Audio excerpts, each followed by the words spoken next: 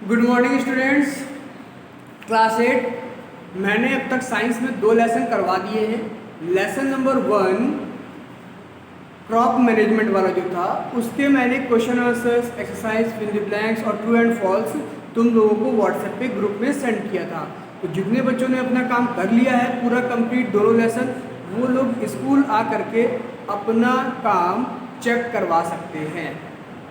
अब हम लोग बात करते हैं नए लेसन की, जिसका नाम है द माइक्रो वर्ल्ड। ठीक है, ये जो नया लेसन इसका नाम है micro world. Micro world lesson का नाम मतलब क्या है? माइक्रो का सबसे मतलब होता है सबसे छोटी चीज़ जो हम लोग आंखों से नहीं देख सकते। माइक्रो का मतलब होता है इतनी छोटी चीज़, वो कुछ भी हो, अभी बैक्टीरिया की बात मत करो, कुछ भी हो। जो माइक्रो का मतलब क्या होता है वो बता रहा हूँ। माइक्रो का मतलब होता है सबसे छोटी चीज़ जिसको हम लोग आँखों से ना देख सकें। हालांकि उससे भी और छोटी आती हैं, लेकिन आँखों से हम जिसको नहीं देख सकते हैं अपनी, उसको बोलते हैं माइक्रो। तो हमें पढ़ना क्या है? माइक्रो वर्ड, यानी कि छोटे छोटे जो जीव होते हैं। जैसे हम लोग तो बहुत बड़े बड़े से हैं भाई, सब लोग दिखाई देते हो, छोटे छोटे कीड़े भी तुमको दिखाई देते होंगे, है ना। पानी में जो कीड़े पड़ जाते हैं या किसी फल में कीड़े पड़ते हैं, वो सब तुमको आँखों से दिखाई देते हैं। लेकिन कुछ ऐसे भी कीड़े हैं, यानी कि कुछ ऐसे भी लिविंग बींग्स हैं, ऐसे भी कुछ जीव हैं जो कि हमें आँखों से दिखाई नहीं देते हैं। आँखों से दिखाई नहीं देते, चाहे तुम कुछ भी कर लो, चश्मा लगा लो, चाहे जो लगा लो, तुम्हें आँखों से वो चीज़ दिखाई नहीं देती है। तो माइक्रो ऑर्गेनिज्म किसे कहते हैं? माइक्रो ऑर्गेनिज्म वो लिविंग बींग्स हैं जिनको हम अपनी आँखों से नहीं देख सकते हैं। वो इतने ज़्यादा छोटे हैं, उनको देखने के लिए हमें क्या चाहिए होता है? माइक्रोस्कोप चाहिए होता है। अपनी आंखों से नहीं, कुछ उसके लिए इंस्ट्रूमेंट, डिवाइस लगाना पड़ेगा तुमको। तो सबसे पहले माइक्रो ऑर्गेनिज्म देखते हैं। तो माइक्रो ऑर्गेनिज्म जो होता है वो कहाँ कहाँ पाया जाता है? वो कहीं भी मिल सकता है, चाहे एयर हो, सॉइल हो, वाटर हो, तीनों जगहों पे बैक्टीरिया पाया जाता है। जब और सरफेस ऑफ लिविंग बीइंग, यानी कि जो हम लोग जीव होते हैं, हम लोग है ना, चाहे जितना नहा धो लो, हमारी सरफेस के ऊपर, हमारी खाल के ऊपर, स्किन के ऊपर बैक्टीरिया या कोई भी दूसरा लिविंग ऑर्गेनिज्म हमेशा मौजूद रहता है। जैसे कि आजकल जो कोरोना वायरस चल रहा है, तो वो भी एक तरह का क्या है?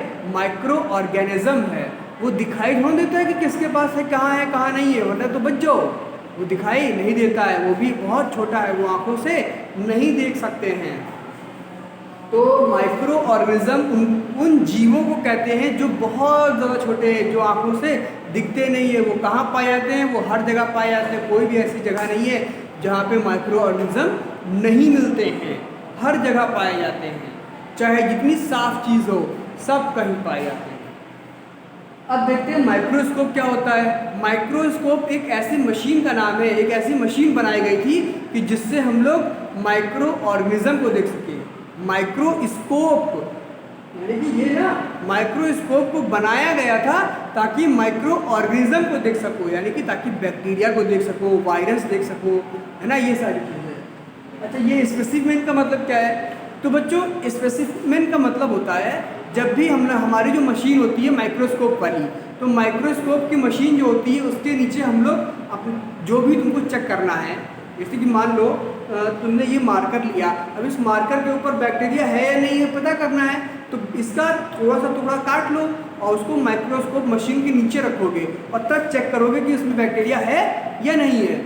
जैसे डॉक्टर तुम्हारा जो जांच करवाते हो तो उसमें तुम्हारा खून निकालता है, तो खून निकाल के उसकी एक बूंद वो कांच के ऊपर रखते हैं और उस एक बूंद जो कांच के ऊपर रखी है उसको माइक्रोस्कोप के नीचे लगाते हैं और चेक करते हैं कि क्या तुम्हारे ब्लड में कोई माइक्रो ऑर्गेनिज्म तो नहीं है। तो चेक किस में कर रहे हैं? तुम्हारे ब्लड में चेक कर रहे हैं, या अगर मेरा मार्कर लेके गए तो मार्कर में चेक कर रहे हैं, है ना। तो जिस चीज़ में चेक करते हैं उस चीज़ को क्या बोलते हैं? स्पेसिमेन, यानी कि जिसे सैंपल बोला जाता है। सैंपल का मतलब होता है स्पेसिमेन। जो सैंपल लिया जाता है, सैंपल में जो चेक करते हैं उसे स्पेसिमेन बोलते हैं। अगर आते हैं टाइप्स ऑफ माइक्रो ऑर्गेनिज्म, यानी कि माइक्रो ऑर्गेनिजम्स कितने तरह के होते हैं या कैसे कैसे होते हैं। तो बच्चों, माइक्रो बैक्टीरिया जो होते हैं, यानी कि माइक्रो ऑर्गेनिज्म जो है वो लाखों, करोड़ों, अरबों, बहुत सारे मिलियंस में है। लेकिन उनके नेचर के हिसाब से, उनके व्यवहार के हिसाब से वो केवल ये 5 तरह के होते हैं। कौन कौन से? हम अभी माइक्रो ऑर्गेनिज्म की बात कर रहे हैं। माइक्रो ऑर्गेनिज्म कितने तरह के होते हैं? 5 तरीके के। बैक्टीरिया होता है, फंगस होता है, इसको फंगस भी बोलते हैं और फंजाई भी बोलते हैं, ठीक है। वायरस हो गया, एल्गी है और प्रोटोजोआ है। तो ये 5 तरह के, जैसे कि चिड़िया हो गई, जानवर हो गया, मछली हो गई, ये अलग अलग तरह के जीव हो गए ना। अब मछलियों में कई तरह की मछलियाँ होती हैं, चिड़िया में कई तरह की चिड़िया होती हैं, जानवर में कई तरह की जानवर होते हैं। तो उसी तरह से माइक्रो ऑर्गेनिज्म की अगर बात करो तो माइक्रो ऑर्गेनिज्म 5 तरह के होते हैं। बैक्टीरिया में भी कई तरह के बैक्टीरिया होंगे, फंगस तो फंगस में भी कई तरह के फंगस होंगे, वायरस तो वायरस में भी कई तरह के वायरस होंगे, एल्गी भी कई तरह की होगी और प्रोटोजोआ भी कई तरह की होंगी। लेकिन जो माइक्रो ऑर्गेनिज्म होता है वो ये 5 तरह के ही होते हैं।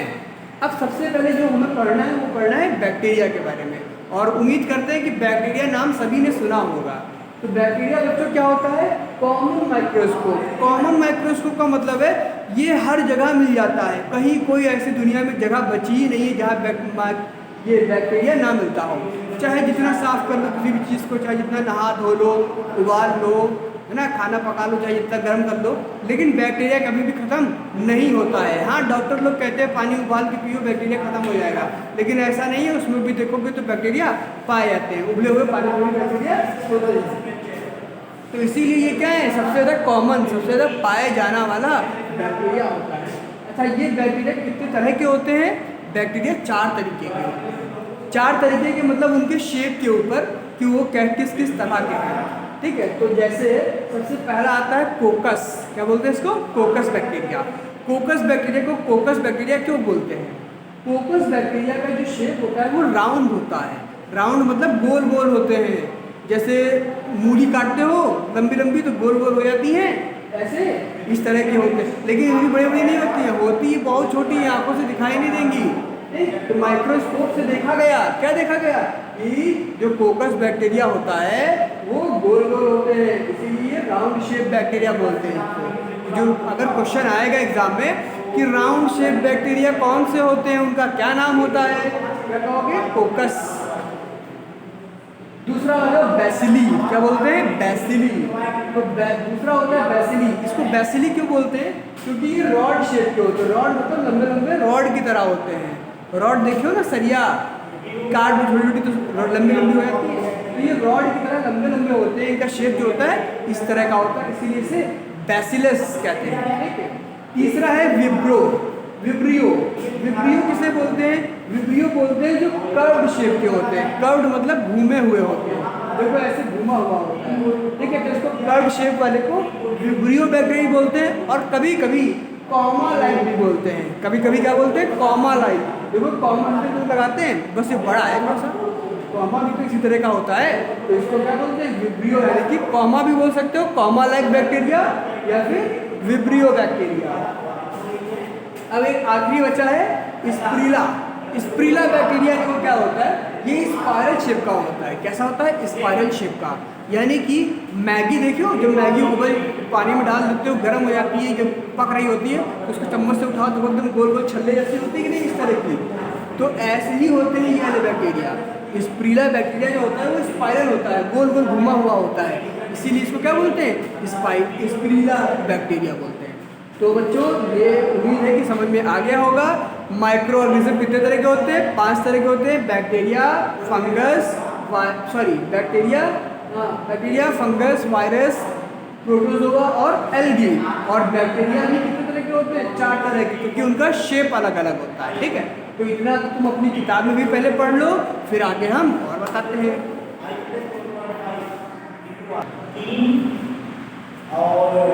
बच्चों अब उसके आगे और पढ़ते हैं। मैंने 2 बैक्टीरिया बता दिया था। अब बैक्टीरिया के बाद आता है फंजाई। फंजाई यानी कि फंगस।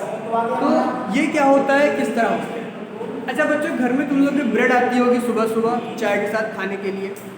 तो उस ब्रेड को अगर मान लो तुमने आज नहीं खाया, कोई बात नहीं, रख दिया फ्रिज में, 2 दिन बीत गए, 3 दिन बीत गए, चौथे दिन तुमको याद आया कि हमने तो ब्रेड रखी थी फ्रिज में, उसको निकाल के जब उसमें से देखते हो तो देखो वो उस ब्रेड के ऊपर फफूंदी लग जाती है ना, छोटे छोटे ग्रीन ग्रीन पौधे निकल आते हैं, होता है कि नहीं होता है। तो बच्चों वही जो गद्देदार छोटे छोटे से पेड़ निकले हुए हैं वही होता है फंगस, यानी कि फंजाई होता है। फंजाई बहुत तरीके के होते हैं, फंजाई छोटे। अच्छा अब तुम कहोगे कि सर जी आपने तो अभी कहा कि वो आंखों से दिखाई नहीं देते, अब तो ये आंखों से दिखाई दे रहे हैं। नहीं मुन्ना, वो एक नहीं है, वो सैकड़ों हैं। जब सैकड़ों इकट्ठा हो जाएंगे तो छोटे छोटे मिलके तो बड़ा हो ही जाएंगे। वो सैकड़ों इकट्ठा हो करके तुमको एक छोटे से ड्रॉप कितना दिखाई देंगे, समझ में आया। तो वो सैकड़ों फंगस हो जाते हैं वहाँ पे, इस वजह से तुमको दिखाई देता है, ठीक है। तो जो ब्रेड के ऊपर तुमको फंगस दिखता है, गद्देदार मोटा मोटा हरा हरा काई ऐसा स्मेल करता है, वही होता है फंगस। कई तरह के होते हैं फंगस उसी तरह से। तो बेटा फंगस की खासियत पढ़ते हैं, इनकी प्रॉपर्टी क्या होती है। ये बेटा यूकैरियोटिक होते हैं। ये यूकैरियोटिक का मतलब क्या होता है? यूकैरियोटिक का मतलब होता है do not make their food, यानी कि तुमने अच्छा ब्रेड जो है वो खाने वाली चीज़ हो गई है, ब्रेड जो है वो एक खाने वाली चीज़ है, तुमने नहीं खाया तो किसने खाया? फंगस ने खाया, है ना। तो इसका मतलब है कि फंगस जो है वो अपना खाना खुद नहीं बना पा रहा है, वो जो खाना सड़ रहा होता है, जो फूड सड़ रहा होता है यानी कि डिके हो रहा होता है, उसके ऊपर डिपेंड करता है, अपना खाना खुद कभी नहीं बनाता। इसलिए मैंने क्या लिखा? Depend on decaying matter for nutrition, यानी कि फंगस क्या करता है, जो खाना सड़ने वाला है, सड़ रहा है, उसके ऊपर जाता है और अपना कब्जा जमा लेता है और पूरा खाना खा जाता है। तो ब्रेड तुमने नहीं खाया, फंगस ने खा लिया, क्योंकि खुद खाना बना नहीं सकता था तो दूसरे से लेता है, सड़े हुई चीज़ लेता है। अचार देखे होंगे, अचार बहुत दिन का रहता है, उसमें फफूंदी लग जाती है जो है ना। तो इसी तरह कई सारी चीज़ें हैं, रोटी रख दो, रोटी सड़ जाती है, उसमें फफूंदी लग जाती है। तो फफूंदी जो लगती है वो फफूंदी नहीं होती है, वो फंगस होता है, वो फंगस होता है। तुमने नहीं खाया, फंगस ने खा लिया, ठीक है। एग्जाम्पल कौन कौन से हैं उनमें के? राइजोपस, क्या नाम है? राइजोपस, पेनिसिलियम और मशरूम। हाँ मशरूम, तो मशरूम भी जो होता है वो एक फंगस होता है।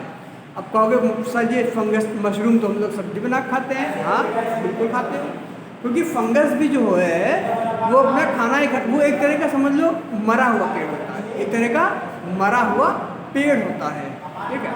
तो वो अपने अंदर क्या करता है, खाना बना के रख लेता है और वो तुम खा लेते हो फिर से। लकड़ी जो सड़ रही होंगी छतों के ऊपर, बल्ली सड़ रही होती है, छोटे छोटे उसमें से मशरूम निकल आते हैं, देखे होंगे गांव में, देखे होंगे, कहीं देखा होगा, है ना। तो जो चीज़ सड़ रही हो उस पर वो अपना कब्जा जमा लेते हैं, उन्हीं को हम लोग फंगस बोलते हैं। तो जो बड़ा मशरूम खाते हो फंगस होता है, कीड़े होते हैं गंदे वाले, हम नहीं खाते।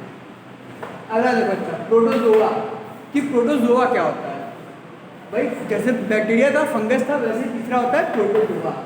प्रोटोजोआ बच्चों ये पानी, साफ पानी में पाया जाता है, ये गंदे तालाब में या गंदी नदियों में, गंदे जो नाले होते हैं उनमें नहीं होता है। जो साफ़ पानी होता है, एकदम साफ़ पानी, कभी किसी नदी में गए होगे अगर, पहाड़ वाली नदी में, यहाँ वाली गोमती और इन सब में नहीं, जो पहाड़ में देखते हो, पहाड़ से जो झरना गिर रहा होता है, पानी भरा होता है, तो उसमें देखो सबसे नीचे वो पानी एकदम साफ़ होता है, पीने लायक होता है। लेकिन उस पानी को जो जहाँ बह रहा है नीचे मिट्टी में देखो तो हरी हरी काई लगी होती है, लेकिन पानी एकदम साफ़ होता है। तो वो जो हरी हरी तुम्हें काई दिखती है वो काई नहीं, वो प्रोटोजोआ होता है।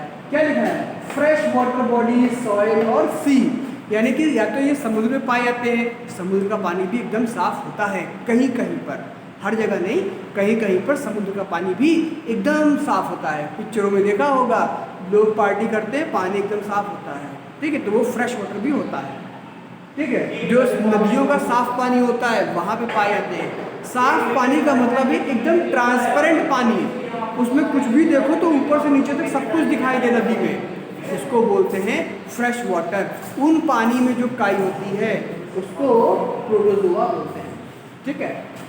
मिट्टी में भी पाए जाते हैं, एकदम साफ मिट्टी में। दूसरी खासियत क्या है, सिंगल सेल ऑर्गेनिज्म होते हैं। सिंगल सेल होने का मतलब है इनमें एक ही कोशिका होती है, इनमें एक कोशिका यानी कि एक ही सेल होती है, दो सेल के नहीं होते हैं। हम जो है वो मल्टी सेलुलर हैं, हमारे अंदर एक से ज़्यादा सेल पाई जाती हैं, लेकिन ये जो प्रोटोजोआ होते हैं वो सिंगल सेल होते हैं। और बैक्टीरिया जो बताया था, बैक्टीरिया भी सिंगल सेल होता है। क्या ये सिंगल सेल नहीं होते, ये बहुत सारे होते हैं, इकट्ठा होकर तभी तो बड़ा मशरूम बनाते हैं जो खाते हो तुम। अच्छा, इसके एग्जाम्पल एमीबा और पैरामीशियम होते हैं। प्रोटोजोआ के दो एग्जाम्पल एमीबा और पैरामीशियम हो गए। अब आते हैं बच्चों एल्गी पे। ठीक है, तो एल्गी क्या होती है, अब देखो लेक्स और पाउंड्स में पाई जाती है। कहाँ पाई जाती है, लेक्स में और पाउंड्स में, यानी कि जो झील होती है उसमें, या तो फिर तालाब देखते हो, गंदे नाले देखते हो, उनमें जो एकदम गाढ़ी गाढ़ी हरी गंदी सी काई होती है जिसको देख के छी बोलते हो, वो होता है एल्गी। गांव में देखोगे तालाब भरे होते हैं, ऊपर हरा हरा पानी होता है, एकदम हरी हरी घास होती है, वो क्या है, कोकाबेरी का नाम सुना होगा। कोकाबेरी नहीं, कोकाबेरी तो बड़ी बड़ी होती है। कोकाबेरी के अलावा छोटी छोटी हरी हरी पत्तियाँ जैसे होती है, गंदगी से सड़ती है, स्मेल आती है, उसको क्या बोलते हैं, एल्गी बोलते हैं। एल्गी जो होती है वो सिंगल सेल यानी कि एक कोशिका की भी हो सकती है, और मल्टी सेल यानी कि कई सारे सेल मिल करके भी बना सकते हैं, मतलब छोटे भी हो सकते हैं और बड़े भी हो सकते हैं। अब इसके एग्जाम्पल कौन कौन से हैं, पहला है क्लैमिडोमस, क्लैमिडोमोनस, और दूसरा है स्पाइरोगायरा। ठीक है, स्पाइरोगायरा इसको बोलते हैं जो तालाब पे हरी हरी छोटी छोटी पत्तियां गंदी गंदी सी काई ऐसी दिखती है, उसको बोलते हैं स्पाइरोगायरा। तो मैं एक बार इसको फिर से कर दे रहा हूँ ताकि रिवीजन हो जाए। फंगस यानी यूकैरियोटिक होता है। यूकैरियोटिक का मतलब जो अपना खाना खुद नहीं बनाते हैं, इनकी खासियत क्या है, ये अपना खाना खुद कभी नहीं बनाते हैं। दूसरा depend on decaying matter for nutrition, यानी कि ये अपने भोजन के लिए, अपनी पोषण के लिए दूसरी जो चीज़ सड़ रही होती है उसके ऊपर कब्जा जमाते हैं, उसको खाते हैं। इसके एग्जाम्पल राइजोपस, पेनिसिलियम और मशरूम होता है। अब आते हैं प्रोटोजोआ पे। तो प्रोटोजोआ बोलते हैं बेटा उनको, ये प्रोटोजोआ पाए कहाँ जाते हैं, फ्रेश वाटर, साफ पानी में पाए जाते हैं, साफ समुद्र के पानी में पाए जाते हैं, या फिर साफ मिट्टी में पाए जाते हैं। जो काई देखते हो साफ पानी में नीचे होती है, एकदम साफ पानी में, उसको बोलते हैं प्रोटोजोआ। ये सिंगल सेल यानी कि एक कोशिका के बने होते हैं, इनमें कई सारी कोशिकाएं नहीं होती हैं, कई सारे सेल नहीं, सिर्फ एक सेल का होता है। एग्जाम्पल में एमीबा हो गया और पैरामीशियम हो गया। फिर आते हैं एल्गी पे। एल्गी बेटा जो सड़ा हुआ पानी यानी गंदा पानी जो होता है वहाँ पाया जाएगा। ये एक सेल के भी हो सकते हैं और ज़्यादा यानी कि मल्टी सेल के भी हो सकते हैं। इसके एग्जाम्पल है क्लैमिडोमोनस और स्पाइरोगायरा। ठीक है, तो इतना करो। थोड़ा सा और बचा है वायरस, वायरस और बता दूँ और फिर इसके बाद यूजफुल माइक्रो ऑर्गेनिज्म बता दूँ। ध्यान देते हैं, ठीक है। अब बेटा आते हैं नेक्स्ट चीज़ पढ़ने के लिए जो कि है वायरसेस। उम्मीद है कि वायरस के बारे में कुछ बताना ही है आजकल, इतना सुन चुके होगे, टीवी में, मोबाइल में फ़ोन करते होगे तब भी सुनते होगे कोरोना वायरस वायरस वायरस, है ना। तो वायरस होता क्या है, सबसे पहले ये देखो वायरस पाया जाता है एवरीवेयर, मतलब दुनिया का कोई ऐसा कोना नहीं है जहाँ बैक्टीरिया और वायरस ना पाए जाते हैं। बैक्टीरिया और वायरस हर जगह पाए जाते हैं। एक खास बात होती है वायरस की, वो ये लिविंग भी होते हैं और नॉन लिविंग भी होते हैं। वायरस लिविंग भी होता है और नॉन लिविंग भी होता है। अब तुम कहोगे लिविंग अलग होंगे नॉन लिविंग अलग होंगे, ऐसा नहीं है। जो बैक्टीरिया लिविंग होता है वही नॉन लिविंग बन जाता है। मतलब वायरस जो है वो कभी मरता ही नहीं है, वो जिंदा रहता है हमेशा। वो क्या रहता है कि जब किसी लिविंग बीइंग यानी कि किसी जीव के अंदर जाता है तो वो लिविंग बन जाता है, और जब उसमें से बाहर आ जाता है तो नॉन लिविंग बन जाता है। फिर उसको कोई जीव मिल जाएगा, फिर लिविंग बीइंग बन जाएगा, फिर बाहर निकल आएगा, फिर नॉन लिविंग हो जाएगा। मतलब इतना ज़्यादा खतरनाक होता है ये कि कभी मरता ही नहीं है। बाहर है तो नॉन लिविंग, अंदर चला गया तो लिविंग बन जाएगा। Too small to be seen with microscope, यानी कि इतना छोटा होता है, इतना छोटा होता है कि माइक्रोस्कोप से इसको आसानी से नहीं देखा जा सकता है। माइक्रोस्कोप से तो जो नॉर्मल वाला होता है बैक्टीरिया वाला, जिससे बैक्टीरिया देखते हैं, उससे तो आप वायरस देख ही नहीं सकते हैं। इसको देखने के लिए क्या यूज़ करते हैं, इलेक्ट्रॉन माइक्रोस्कोप। एक दूसरे तरह का माइक्रोस्कोप होता है, बहुत बड़ी मशीन होती है, उसमें से देखा जाता है। नॉर्मल वाले से नहीं देख सकते हो क्योंकि बहुत छोटा होता है, visible only in living body. और अगर मान लो ये वायरस किसी लिविंग बॉडी के बाहर है तो आप इसको देख ही नहीं सकते हैं, तब तो बहुत छोटा हो जाएगा, चलेगा ही नहीं, तुम्हें लगेगा नॉन लिविंग है। इसको देखने के लिए इसको लिविंग बीइंग के अंदर आना पड़ेगा, यानी कि किसी जीवित व्यक्ति, किसी जीवित एनिमल के अंदर आना पड़ेगा, तभी आप इसको देख सकते हैं, वरना इसको आप देख ही नहीं सकते हैं। मतलब अगर किसी जीव के अंदर है तब तो आप इसको देख लोगे, अगर उसके बाहर है, टेबल के ऊपर रखा हुआ है, वायरस कहीं और है, तो आप देख ही नहीं सकते, इलेक्ट्रॉन माइक्रोस्कोप लगा के चेक करते रहो, कभी दिखाई नहीं देगा। प्लांट एनिमल बैक्टीरिया, यानी कि प्लांट के अंदर भी चला जाएगा, उसके अंदर भी जिंदा रह सकता है, एनिमल के अंदर भी रह सकता है, यानी एनिमल में हम लोग भी आते हैं, है ना। और बैक्टीरिया जो होता है उसके अंदर भी घुस जाता है, इतना छोटा होता है कि बैक्टीरिया के अंदर भी घुस जाएगा। भाई बैक्टीरिया तो ऐसे इतना छोटा होता है कि आंखों से नहीं दिखता, और ये वायरस इतना छोटा है कि बैक्टीरिया के अंदर रह लेता है। समझ में आया? इतना ज़्यादा छोटा होता है, इतना ज़्यादा खतरनाक होता है। तो इसके एग्जाम्पल कौन कौन से होते हैं?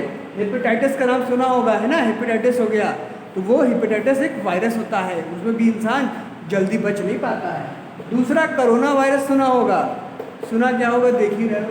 तो कोरोना वायरस जो होता है वो भी एक तरह का वायरस है। तो जो वायरस होते हैं उनकी ये सारी खासियत होती है। क्या क्या खासियत होती है? कि हर जगह पाए जाते हैं, वो लिविंग भी होते हैं, नॉन लिविंग भी हो जाते हैं, अपने ही आपको लिविंग बना लेगा, अपने ही आपको नॉन लिविंग बना लेगा। बहुत ही छोटे होते हैं कि माइक्रोस्कोप से दिखते ही नहीं है, देखने के लिए इलेक्ट्रॉन माइक्रोस्कोप चाहिए होगा। कब दिखाई देता है? जब वो किसी जीवित व्यक्ति, किसी जीवित प्लांट के अंदर होगा तभी दिखाई देगा, वरना दिखाई ही नहीं देगा। कहाँ कहाँ रह सकता है? प्लांट, एनिमल और बैक्टीरिया के अंदर रह सकता है। कौन कौन से एग्जाम्पल है? हेपेटाइटिस और कोरोना वायरस हो गया। समझ में आया इतना? तो ये 5 मैंने तुम लोगों को बता दिए, बैक्टीरिया, फंगस, प्रोटोजोआ, एल्गी और वायरस। अब आते हैं बेटा यूजफुल माइक्रो ऑर्गेनिज्म। मतलब माइक्रो ऑर्गेनिज्म जो होता है वो हमेशा नुकसान नहीं पहुंचाता है, उसमें कुछ ऐसे भी माइक्रो ऑर्गेनिज्म है जो हमें फ़ायदा पहुंचाते हैं, हमारे लिए बहुत काम आता है। ठीक है, जैसे कि जो केक खाते हो, ब्रेड खाते हो, बंद खाते हो ना, तो इन सब में भी बैक्टीरिया पड़ते हैं, इन सब में भी बैक्टीरिया यानी कि माइक्रो ऑर्गेनिज्म पड़ते हैं, तब जाके वो आटा इतना फूलता है, तभी ब्रेड फूली फूली होती है। केक इतना क्यों फूलता है? क्योंकि उसमें कीड़े डाले जाते हैं, हाँ, ईस्ट। ठीक है, माइक्रो ऑर्गेनिज्म वो हमें नुकसान नहीं पहुंचाते हैं, वो हमें नुकसान नहीं पहुंचाएंगे, वो केवल अपना खाना खाते हैं, बस काम खत्म, और उन्हें कोई मतलब नहीं है। वो हमारा खून पीने के लिए नहीं आते हैं, वो केवल अपना दाल चावल आटा जो होता है वही सब खाते हैं, उसी में जिंदा रहते हैं। तो यूजफुल माइक्रो ऑर्गेनिज्म यानी कि कहाँ कहाँ पे माइक्रो ऑर्गेनिज्म हमारे इस्तेमाल में आते हैं?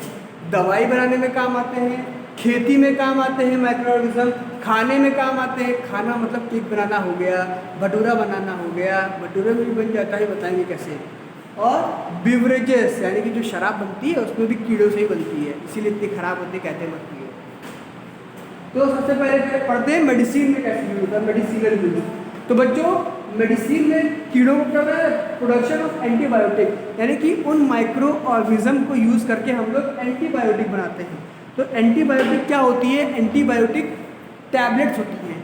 जब तुम बहुत ज़्यादा बीमार पड़ जाते हो तो डॉक्टर दवाइयाँ देता है, वो दवाइयाँ क्या करती हैं कि तुम्हारे अंदर जो बैक्टीरिया आ गए हैं, पेट खराब हो गया है या कहीं तुम कट गए हो, पक गया है, तो उन सबको सही करने के लिए तुम्हें एंटीबायोटिक दी जाएगी कि तुम्हारे अंदर जो कीड़े चले गए हैं उनको ख़त्म कर दिया जाए, उनको मार दिया जाए, या तो फिर उनको बेहोश करके बॉडी से निकाल दिया जाए। तो हम पढ़ रहे हैं बेटा पेज नंबर 25, तुम लोग भी पढ़ो क्योंकि इसमें पढ़ना पड़ेगा, थोड़ा सा समझाने वाला कम है। लिखा हुआ है antibiotics are substances obtained from microorganism like bacteria and fungus. यानी कि जो एंटीबायोटिक होता है वो केवल 2 ही चीज़ों से बनता है, या तो फंगस से बनता है या फिर बैक्टीरिया से बनता है, और किसी से भी एंटीबायोटिक नहीं बन सकता। दे किल डिजीज कॉजिंग माइक्रोब। जो वो बैक्टीरिया और फंगस क्या करते हैं? हमारे अंदर जो बीमारी पैदा करने वाले कीड़े हैं उनको मार देते हैं। These disease causing microorganisms are called pathogen. तो जो हमारे अंदर बीमारी पैदा करने वाले कीड़े हैं, माइक्रो ऑर्गेनिज्म हैं, उनको क्या बोलते हैं? पैथोजिन्स बोलते हैं, उनको पैथोजिन्स बोलते हैं। और एंटीबायोटिक क्या करती है? उन पैथोजिन्स को या तो बढ़ने से रोक देगी या तो उनको मार देती है। समझ में आया? अगला काम होता है कीड़ों का, यानी कि माइक्रो ऑर्गेनिज्म का, प्रोडक्शन ऑफ वैक्सीन। वैक्सीन बनाने में भी हम लोग इन्हीं का काम करते हैं, फंगस का या फिर बैक्टीरिया का काम करते हैं, इनको इस्तेमाल लेते हैं। तो बेटा यानी कि वैक्सीन के बारे में तो कुछ बताना नहीं है, इतना ज़्यादा पेपर पढ़ते हो मालूम नहीं होगा, लेकिन बता देते हैं एक बार। वैक्सीन बच्चों क्या होती है, एक तरह की दवाई बनाई जाती है जो कि बीमार होने के पहले लगाई जाती है। जैसे कि मान लो कोई बीमारी चल रही है तो उसकी वैक्सीन आपको पहले ही लगा दी जाएगी। अच्छा, आप सभी लोग अपने लेफ्ट हैंड पे देखो, है ना, तो एक निशान दिखाई देगा, पोलियो वाला, कहते हैं कि पोलियो वाला टीका लगा है यहाँ पे, है ना, तो वो जो है वो भी एक वैक्सीन थी। तुमको जो तुम जब छोटे थे 4 महीने या 5 महीने के, तभी तुमको वो इंजेक्शन लगा दिया गया है, तो यहाँ पे निशान बना होगा, तो वो एक तरह की वैक्सीन थी जिसने, वो हमारी बॉडी के अंदर दवाई आज भी है और हमेशा रहेगी। क्यों है? ताकि हमें पोलियो करने वाला जो कीड़ा होता है वो अगर हमारी बॉडी में आ जाए, अगर मान लो बाद में हमारे अंदर आ जाए, तो पहले से ही हमारे अंदर दवाई पड़ी हुई है। अब कोरोना वायरस ले लो, तो अगर वैक्सीन बन जाएगी तो तुम इसकी वैक्सीन लगा लोगे। अब उसके बाद किसी कोरोना पेशेंट के सामने जब तुम आओगे तो उसके वायरस तुम्हारे अंदर आएंगे, लेकिन तुम बीमार नहीं होगे। क्यों? क्योंकि दवाई पहले से ही तुम्हारे अंदर है। समझ में आया? और एंटीबायोटिक कब यूज़ करते हैं? जब तुम बीमार हो चुके हो, उसके बाद दवाई खा रहे हो। तो जब बीमार हो चुके हो तो हो सकता है कि तुम ना भी बचो, क्योंकि दवाई तब हो सकता है काम ना करे, लेकिन वैक्सीन इतनी इंपॉर्टेंट है क्योंकि तुम्हारे अंदर पहले से ही दवाई है। कीड़ा आया तुरंत ही मर गया, उसने अपना काम कर ही नहीं पाया, दवाई पहले अपना काम कर देगी। इसीलिए वैक्सीन सभी लोग ढूंढ रहे हैं। तो वैक्सीन का मतलब समझ में आ गया होगा। वैक्सीन एक तरह का लिक्विड होता है, एक तरह की दवाई होती है जो कि पैथोजेंस को उनके आने के पहले, यानी कि जैसे ही वो बॉडी में एंटर करते हैं, बीमारी नहीं कर पाए, केवल अंदर आए थे और पहले ही मर गए। समझ में आया? तो उनको बोलते हैं वैक्सीन्स बोलते हैं। तो वैक्सीन में भी काम आता है। अब बच्चों, एग्रीकल्चर, फूड और बिवरेज मैं आप लोगों को अगले वीडियो में बताऊंगा। अभी आप लोग इतना देखें और जितना काम कराया गया है उसको पूरा करें और मुझे सेंड कर दें, अपनी कॉपी भिजवा दें। कुछ 4 बच्चों ने मुझे भिजवा दी है, तो बाकी बच्चे भी मुझे सेंड कर दें अपनी कॉपियाँ स्कूल में ला करके 11 बजे के बाद। 11 बजे के बाद बैग लेकर के मत आइएगा, ऐसे ही नॉर्मल आ जाइएगा और बस कॉपी देके आप चले जाइएगा। कॉपी आपको चेक करके बाद में मिल जाएगी। ठीक है? Thank you.